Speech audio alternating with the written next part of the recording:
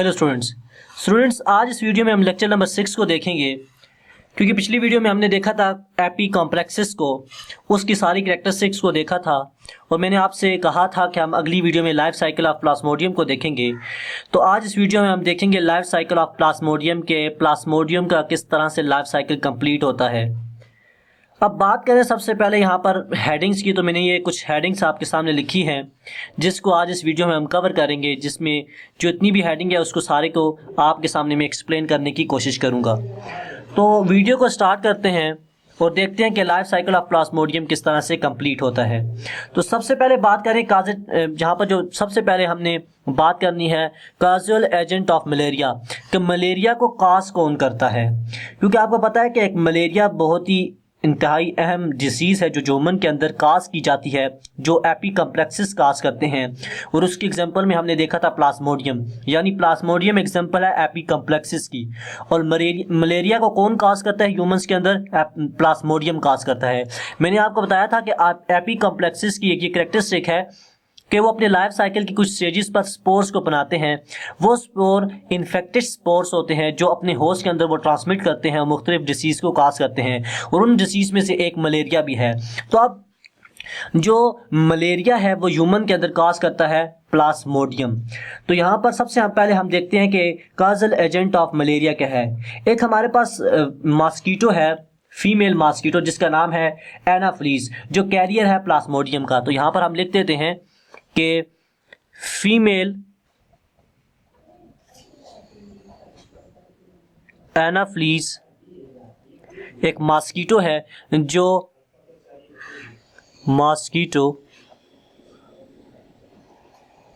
जो कि कैरियर है प्लाज्मोडियम का अपने होस्ट के अंदर तक ले जाने के लिए। यानी जो प्लाज्मोडियम है उसको ट्रांसमिट कौन करता है? एक फीमेल मॉस्किटो करता है जिसका नाम है एनाफ्लीज।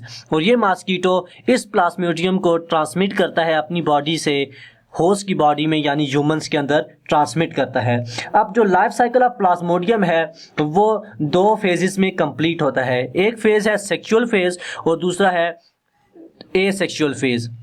ये दो फेजेस किस तरह से कंप्लीट होते हैं और ये प्लाज्मोडियम ट्रांसमिट होता है मलेरिया मॉस्किटो की बॉडी से होस्ट की बॉडी में और मलेरिया काज करता है, उसको हम देख लेते हैं। तो सबसे पहले हम देखते हैं एसेक्सुअल फेज। यहाँ पर एसेक्सुअल की बात करें तो सबसे पहले स्पोरोजॉइट्स बनते हैं।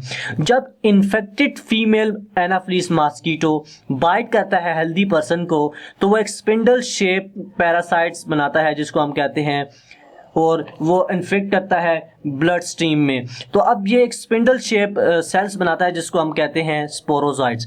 अब सबसे पहले तो बात करते हैं कि ये क्या चीज़ है। अब मैंने आपको बताया कि प्लाज्मोडियम जो है वो कैरियर कौन कैरी करता है? वो एनाफ्लीज मॉस्किटो कैरी करता है। अब क्योंकि एनाफ्लीज मॉस्किटो कैरी करता है तो उसकी बॉडी के अंदर, उसके सलाइवा के अंदर ये प्लाज्मोडियम पहले से मौजूद होता है। जब वो किसी भी हेल्दी पर्सन को बाइट करता है तो इसकी जो सलाइवा के अंदर जो प्लाज्मोडियम होता है वो इसको इंजेक्ट कर देता है उस हेल्दी पर्सन की ब्लड स्ट्रीम में, और इस तरह से ये ट्रांसफर हो जाता है एनाफ्लीज मॉस्किटो के सलाइवा से, यानी माउथ से, इनटू दी हेल्दी पर्सन। तो ये क्या करता है कि एक स्पिंडल शेप पैरासाइट्स को इंजेक्ट करता है ब्लड स्ट्रीम में हेल्दी पर्सन की, और जो सेल्स वहाँ पर ये ट्रांसमिट होते हैं उस ब्लड स्ट्रीम के अंदर, उन सेल को हम कहते हैं स्पोरोजॉइट्स। तो क्या होता है, दोबारा से मैं आपके लिए एक्सप्लेन करता हूँ कि when a infected female anopheles mosquito bites a healthy person, a spindle shape parasites are injected into the blood stream. यानी जो स्पोरोजॉइट्स हैं ये एक स्पिंडल शेप पैरासाइट हैं, स्पिंडल शेप। तो जिस वक्त भी एनाफ्लीज मॉस्किटो बाइट करता है हेल्दी पर्सन को तो वो एक स्पिंडल शेप पैरासाइट्स को इंजेक्ट करता है ब्लड स्ट्रीम के अंदर, और इस तरह से ये प्लाज्मोडियम या एनाफ्लीज इस प्लाज्मोडियम को हेल्दी पर्सन की बॉडी के अंदर ट्रांसमिट कर देते हैं। दूसरी स्टेज क्या होती है? मीरोजाइट्स।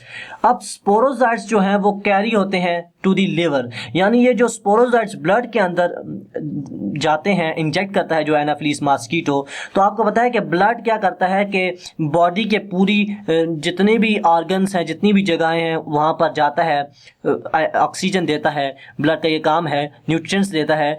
तो जिस वक्त ये ब्लड लिवर तक जाता है तो जाहिर बात है क्योंकि एनाफिलिस मॉस्किटो ने इंजेक्ट किया होता है एक स्पिंडल शेप पैरासाइट्स को जिसको हम स्पोरोजाइट कहते हैं, तो ये स्पोरोजाइट कैरी हो जाते हैं यानी चले जाते हैं लिवर तक। जब ये लिवर तक पहुंचते हैं तो ये डिवाइड करते हैं वहां पर अपने आप को और एक फॉर्म करते हैं लार्ज नंबर ऑफ मीरोजाइट्स, यानी स्पोरोजाइट्स जो स्ट्रीम के अंदर पाए जाते हैं जिस वक्त वो लिवर तक पहुंचते हैं तो लिवर की जगह ऑर्गन पर जाकर वो अपने आप को डिवाइड करते हैं और एक लार्ज नंबर ऑफ सेल्स बनाते हैं जिनको वहां पर हम कहते हैं मीरोजाइट्स। तो मीरोजाइट्स दूसरे नंबर पर यानी उन्हीं स्पोरोजाइट्स को जिस वक्त वो डिवाइड होते हैं तो उसके बाद जो सेल बनते हैं उनको हम मीरोजाइट्स कहते हैं और वो लार्ज नंबर पर बनते हैं। और कहाँ पर बनते हैं? वो लिवर के अंदर बनते हैं और ये जो मीरोजाइट्स हैं वो उसके बाद इन्वेड करना स्टार्ट कर देते हैं आरबीसीज को। तो यहाँ पर आपको पता चल गया कि जो मीरोजाइट्स की फॉर्मेशन है वो कहाँ पर होगी? लिवर पर होगी। यानी जिस वक्त ब्लड स्ट्रीम लिवर में जाएगा तो वहाँ पर ये अपने आप को डिवाइड करेंगे स्पोरोजाइट्स और एक लार्ज नंबर ऑफ सेल्स बनाएंगे जिनको हम मीरोजाइट्स कहते हैं। और ये मीरोजाइट्स देन फिर क्या करेंगे कि आरबीसीज को इन्वेड करना, उन पर अटैक करना स्टार्ट कर देंगे। तो उसके बाद यहाँ पर मैंने पॉइंट लिखा है इन्वेडिंग आरबीसीज।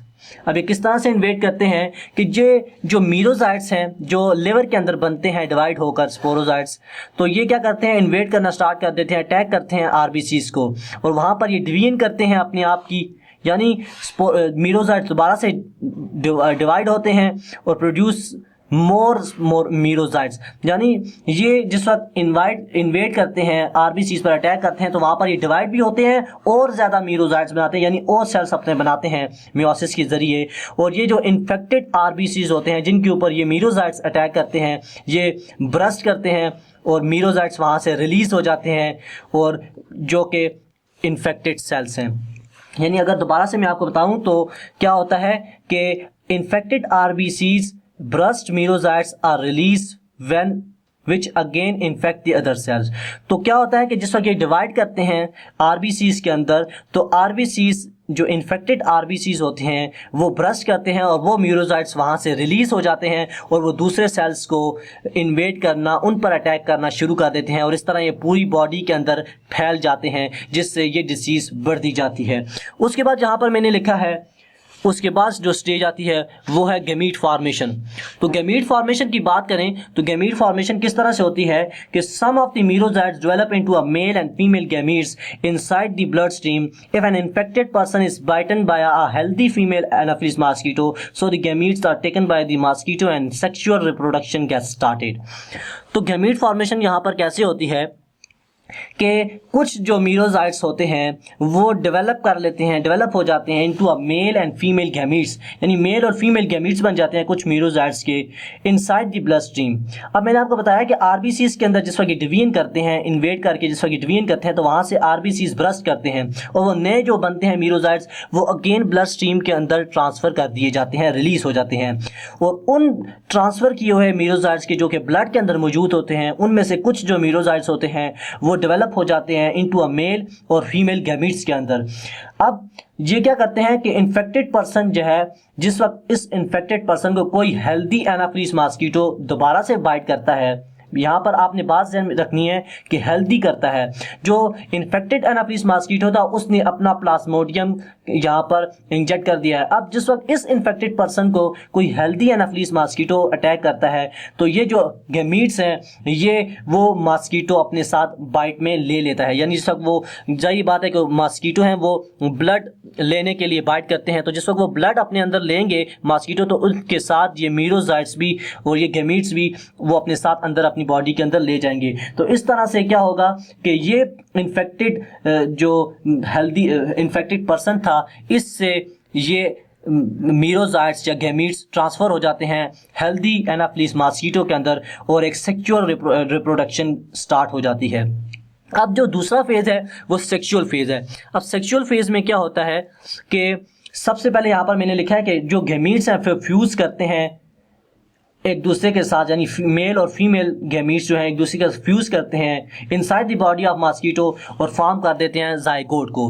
अब जिस वक्त ये एनाफिलिस मॉस्किटो जो है हेल्दी एनाफिलिस मॉस्किटो इन गैमीट्स को अपनी बॉडी के अंदर लेके जाते हैं तो ये मेल और फीमेल जो गैमीट्स हैं वो एक दूसरे के साथ फ्यूज़ कर जाते हैं और जाइगोट की फॉर्मेशन करते हैं। Formation of oocyst। यहाँ पर मैंने हेडिंग दी है फॉर्मेशन ऑफ oocyst।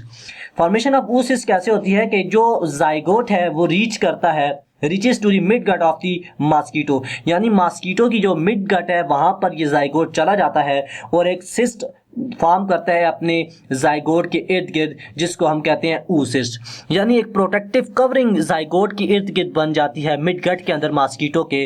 उस फॉर्मेशन को, उस प्रोटेक्टिव लेयर की फॉर्मेशन को, सिस्ट की फॉर्मेशन को हम कहते हैं oocyst फॉर्मेशन।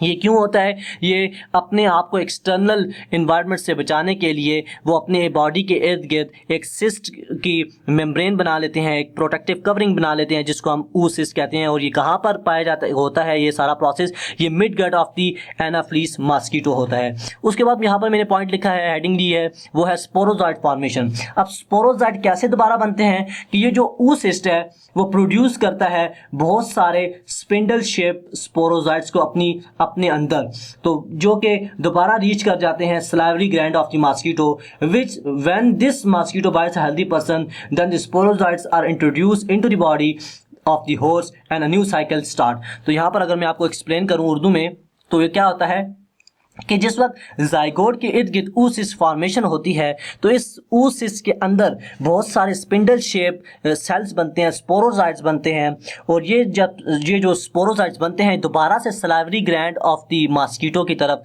चले जाते हैं। और जिस वक्त ये सलाइवरी ग्लैंड की मॉस्किटो की तरफ जाते हैं तो जिस वक्त ये दोबारा से हेल्दी पर्सन को बाइट करते हैं तो ये दोबारा से उस होस्ट की बॉडी के अंदर इंजेक्ट हो जाते हैं और मुख्तलिफ डिसीज़ को काज करते हैं।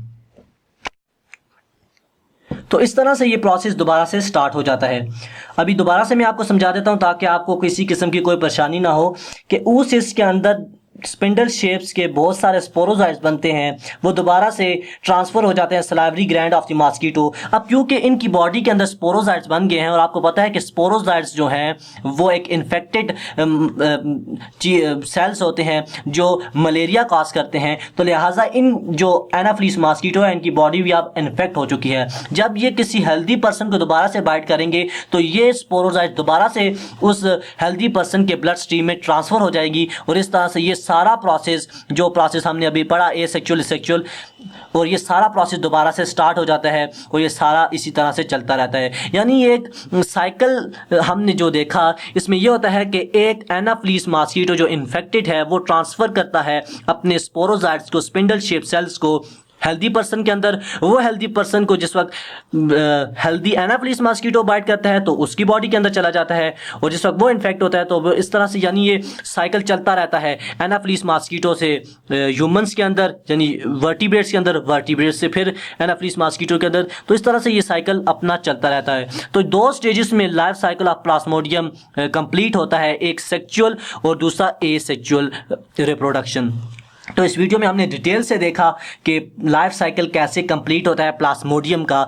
उसमें हमने देखा कि फीमेल एनाफ्लीस मॉस्किटो जो है वो कैरियर है प्लाज्मोडियम की और कॉज करती है मलेरिया ह्यूमंस के अंदर। वो किस तरह से कॉज होता है, वो दो प्रोसेस से होता है, एसेक्सुअल फेज और सेक्सुअल फेज की मदद से, और उसमें कुछ हमने हेडिंग्स देखी और इस वीडियो में हमने डिटेल से देखा कि लाइफ साइकिल ऑफ प्लाज्मोडियम किस तरह से होता है। अगर आपको ये वीडियो अच्छी लगे तो इसको लाइक कीजिए और हमें कमेंट बॉक्स करके ज़रूर बताएं कि आपको ये वीडियो कैसी लगी है। अगर आपको कोई चीज़ समझ नहीं आ रही तो आप यहीं पर वीडियो को पॉज कर लें और दोबारा से रिवाइंड करके देख लें, एक एक चीज़ को अच्छी तरीके से समझ लें, क्योंकि ये आपके पास टाइम है, इसको अच्छी तरीके से अभी से ही समझ लें। क्योंकि अगर आगे जिस वक्त हम फंगस लाइक प्रोटिस्ट पर जाएंगे तो उसमें फिर हम प्लाज्मोडियम स्लाइम को भी देखेंगे, उसमें हम डिटेल में प्लाज्मोडियम को दोबारा से देखेंगे। तो आज की वीडियो के लिए इतना ही है। इंशाल्लाह अगली वीडियो में हम देखेंगे सिलिएट्स को।